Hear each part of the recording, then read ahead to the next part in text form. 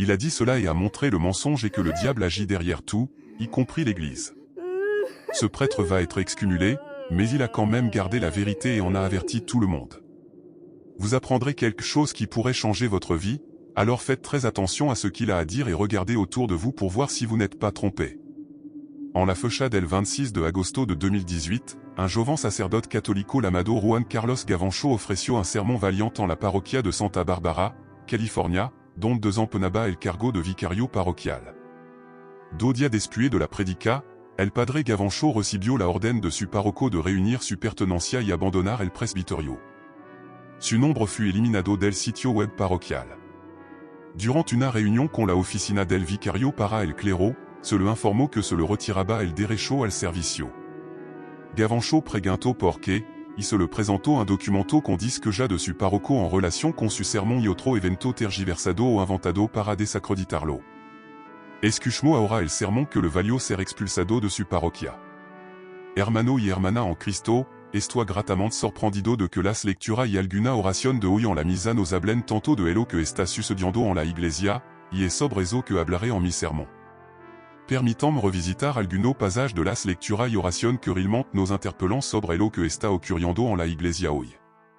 Tenemos de nuevo, con la entrada, escucha, sonor, y respondem, salva a tu siervo que confia en ti, Dios mío, y ten piedad de mí, sonor, porque elevo constantement mi clamor hacia ti, quien puede dudar de que este clamor, tomado del Salmo 36, refleje lo que nosotros, católico, tenemos en el alma cuando escuchamos hablar de toda esta acusación contra los prolado, cardenal, obispo y sacerdote? Luego, en la primera lectura, Moisés o Josué, pido disculpa, dijo al pueblo de Israel porque el pueblo de Israel siempre había sido infiel a Dios. Entonces Josué se volvió hacia todo el pueblo y le dijo, si no le parece bien servir al Señor, decidan hoy a quién servirán. Si a los dios de su padre, a los dios al otro lado del río, o a los dios de los amorreos en cuya tierra habitan actuellement. Decidan a quién quieran servir, y así a los dios pagano o al falso Dios. Veillant con elo, pero si quieran servir al Dios de Israel, quedans con él. Pero deben decidir hoy. Esto es lo que les mots en la primera lectura. Cependant, vous devez prendre une décision aujourd'hui. C'est ce que nous lisons en première lecture. Ensuite, dans le psaume, lors de la deuxième lecture, Saint Paul nous exhorte dans sa lettre aux Éphésiens en parlant de l'Église, Marie, aimez vos femmes comme le Christ a aimé l'Église et s'est livré pour elle, pour la sanctifier, la purifiant avec le bain d'eau et avec la parole, afin de la présenter glorieuse, sans tache, ni ride, ni rien de semblable, mais sainte et immaculée. Cependant, la compréhension de cela est complexe. Lorsque nous entendons les paroles de Saint Paul, affirmant que le Seigneur s'est sacrifié pour l'Église, la rendant belle, sans imperfection, il est difficile d'y croire en observant l'Église contemporaine. Cela nécessite une foi profonde pour discerner ce qui se déroule réellement au sein de l'Église. L'Évangile, d'ailleurs, révèle beaucoup sur les événements actuels. Les gens entendent Jésus discuter du pain de vie, mais beaucoup n'y croient pas, ne comprennent pas. Ceux-là même qui, peu de temps avant, voulaient faire de Jésus leur roi, veulent maintenant partir, car ses paroles leur semblent incohérentes. Il leur demande de manger sa chair et de boire son sang, et ils s'en vont. Ensuite, même ses disciples sont saisis par la peur. Bien des gens suivaient notre maître, mais maintenant ils l'abandonnent tous. Jésus se tourne vers les disciples et leur demande, « Voulez-vous aussi partir ?» Alors Pierre répond, « Où irions-nous ? Tu as les paroles de la vie éternelle.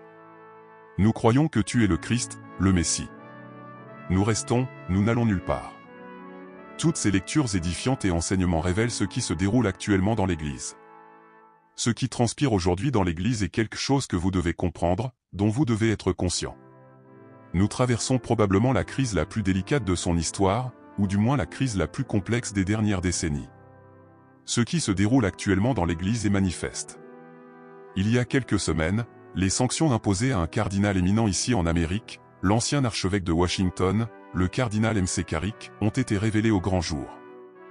Il avait une vie de prière très significative dans l'Église, mais il était accusé d'avoir eu des relations homosexuelles avec des séminaristes et certains prêtres.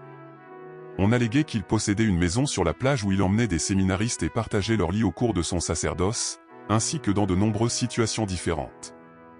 Il a également été accusé par divers individus du diocèse où il était évêque avant sa retraite. C'était un homme d'âge avancé, probablement plus de 90 ou 80 ans, et je crois qu'il était déjà à la retraite. On l'accusait des mêmes faits, avec d'autres jeunes et enfants toujours du même sexe. Nous sommes désormais informés de ces faits, non seulement par les médias, mais aussi par une lettre rédigée par l'ancien nonce apostolique aux États-Unis, un homme respecté. Votre grâce, il a été le représentant du Saint-Père aux États-Unis pendant plus de 5 ans. La lettre, datée d'hier, a été rendue publique. Elle a été rédigée à l'occasion de la fête de Marie, reine de l'univers, un autre signe auquel nous devons prêter attention. Bien que longue, d'environ 10 ou 11 pages, elle exprime essentiellement deux préoccupations majeures, l'existence d'une sous-culture néfaste au sein de l'Église, qui doit être éradiquée, et la connaissance de ses dérives par de nombreuses personnes, y compris le bienheureux. Cependant, à Rome également, des révélations choquantes ont récemment émergé. Il y a quelques semaines, un rapport du grand jury de Philadelphie, après 2 ans d'enquête, a mis en lumière qu'environ 300 prêtres de divers diocèses avaient abusé de plus d'1 million d'enfants, d'adolescents et de jeunes adultes au cours des 70 dernières années dans de nombreux États. À ma connaissance, 3 ou 4 États envisagent des enquêtes similaires, dont l'Illinois, d'où je viens, Chicago, ainsi que le Missouri et New York. J'ai regardé le reportage à la télévision, c'était révoltant. Alors, chers frères et sœurs, que se passe-t-il actuellement dans l'Église? Nous comprenons le cri du psalmiste que j'ai lu au début, « Pitié, Seigneur, je crie vers toi ». Le mal a trouvé refuge dans l'Église, et il est naturel que beaucoup pensent à quitter l'Église catholique. Après les terribles révélations de 2002 et d'autres abus, de nombreuses personnes ont quitté l'Église. Maintenant, une nouvelle opportunité se présente, et beaucoup envisagent de partir, et j'espère qu'ils ne le feront pas. Je leur dis que c'est l'Église du Christ, et nous devons rester, mais je comprends s'ils le font, car c'est très grave. Nous avons permis cela dans l'Église catholique mondiale, pas seulement en Amérique, mais partout, au Chili, en Irlande, en Australie. Si vous êtes catholique et que vous aimez l'Église catholique, ne vous contentez pas de dire « prions », récitons quelques chapelets et attendons. Vous ne pouvez pas le faire. Vous devez prier, mais prier pour la vérité et prier pour que Dieu agisse. L'événement d'hier nous le prouve.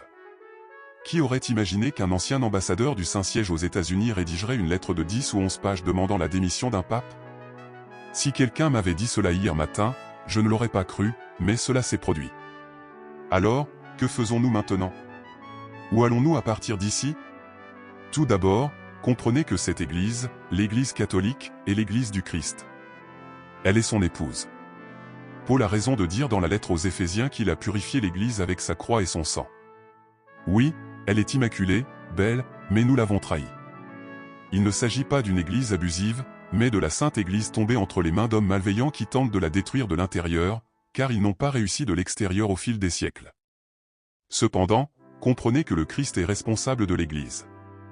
Parfois, lors de journées comme celle-ci, nous ne le voyons pas, ne le ressentons pas, et nous pouvons crier comme au début de la messe, « S'il te plaît, Seigneur, aide-nous et aie pitié de nous. » Mais il nous juge et rendra justice. Il a déjà commencé, et ce que je vous ai partagé n'est que le début. De nombreuses révélations négatives surviendront, mais nous devrions les accueillir, car rien n'est meilleur que la vérité, même si elle est laide et douloureuse. Savoir est essentiel. Ainsi, le Christ est présent dans l'Église. Deuxièmement, priez et faites des sacrifices. Rapprochez-vous du Seigneur en priant le rosaire.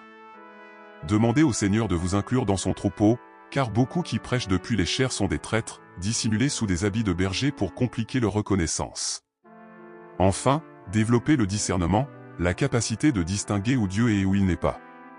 Maintenant, plus que jamais, un discernement véritable est nécessaire, car le diable a revêtu ses enfants de l'apparence de berger pour brouiller les pistes. Priez pour le discernement, pour l'Église, pour vous-même, pour vos enfants, pour vos prêtres, en particulier pour les évêques encore fidèles qui ont énormément souffert, transférés d'une paroisse à l'autre pour avoir prêché la vérité, désapprouvés par les curés ou les évêques. C'est difficile, mais ils sont là, se sentant souvent seuls, oubliés, méprisés, simplement parce qu'ils ont cherché à rester fidèles au Christ. Ton discours et tes homélies n'étaient pas d'accord avec les idées de ceux qui voulaient détruire l'Église. Ils souhaitaient simplement que tu dises des choses gentilles aux gens, que tu ne leur causes pas de problème, que tu parles simplement de choses générales pour que les gens ne réalisent pas ce qui se passait. Alors, chers frères et sœurs, nous devons agir. Cela fait partie d'un processus de conversion. Nous devons agir. L'évêque Fulton Sheen, l'un des plus grands évêques que l'Amérique ait jamais eu, avait dit qu'il ne fallait pas chercher de changement chez les évêques et les prêtres. Il parlait de vous, les laïcs. Le changement dans l'Église viendra de vous. Si vous n'abandonnez pas et ne le dites pas à votre pasteur, votre prêtre et votre évêque, dites-nous la vérité. Arrêtez d'être gentil et souriant avec nous. Prêchez-nous l'Évangile. Nous voulons vivre une vie sainte, pas la vie que vit le monde. Dites-nous la vérité, et nous vous aiderons à entretenir l'Église avec notre argent et d'autres ressources. Mais vous devez faire votre mission, vous devez faire votre travail qui est de nous aider à aller au ciel, à être sauvés. Christ, voulez-vous le ciel? Voulez-vous la vérité? Ou voulez-vous juste ce que l'on trouve partout dans le monde, ce que nous aimons entendre? Exiger un changement dans l'Église ne suffira pas.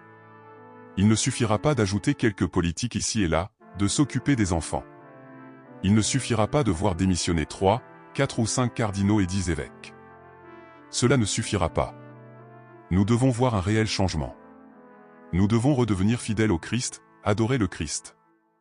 Nous sommes ici pour changer le monde, pas pour recevoir ce qu'il offre. Soyez fidèles à celle qui vous a donné la vie éternelle par le baptême, qui vous a donné du courage par la confirmation, qui vous donne l'Eucharistie chaque dimanche où vous venez. Elle est notre mère, et nous devons l'aider dans ces moments terribles. Alors, chers frères et sœurs, encore une fois, je me devais de le dire, parce que je suis prêtre du Christ. Beaucoup de gens ne le disent pas, et j'avais peur de dire quelque chose comme ça. Il y a d'autres choses que j'aimerais dire, mais je ne les ai pas dites parce que tout ira bien avec Jésus, pas avec les cardinaux, pas avec les évêques. Ce sont des êtres humains. Certains sont merveilleux, d'autres non. Seulement avec le Christ, seulement en faisant sa volonté, seulement en étant fidèlement avec lui, tout ira bien. Et je vous le dis, tout ira bien. L'Église du Christ ne peut être détruite par personne, pas même par le diable. Ils ne détruiront pas l'Église, mais ils prendront certains membres de l'Église. Oui, ils peuvent le faire, et pour cela, nous devons rester vigilants et fidèles à notre foi.